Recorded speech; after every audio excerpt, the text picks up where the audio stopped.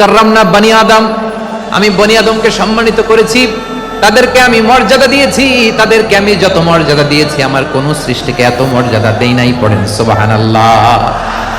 I have dignified the status of the sons of Adam. আদমের সব সন্তানের মর্যাদা আমি বাড়িয়েছি। আল্লাহ এখানে বলেননি ওয়ালাকাদ কাররামনাল মুমিনিন, আমি মুমিনের মর্যাদা বাড়িয়েছি, বলেছেন? আল্লাহ এখানে বলেন নাই ওয়ালাকাদ কাররামনাল মুসলিমিন, আমি মুসলিমের মর্যাদা বাড়িয়েছি।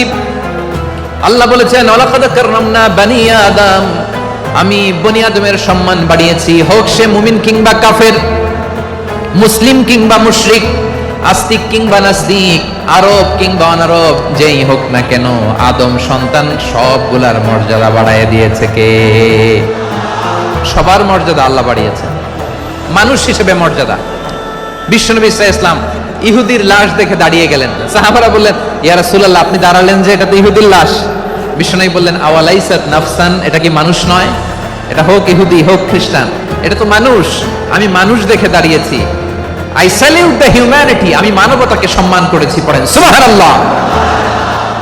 তাহলে এই জমিনে মানুষের মর্যাদা বেশি, হোক আস্তিক হোক নাস্তিক, হোক মুমিন কিংবা কাফের, আদমের সন্তান হলে মানুষ হলেই তার মর্যাদা বাড়িয়েছে কে?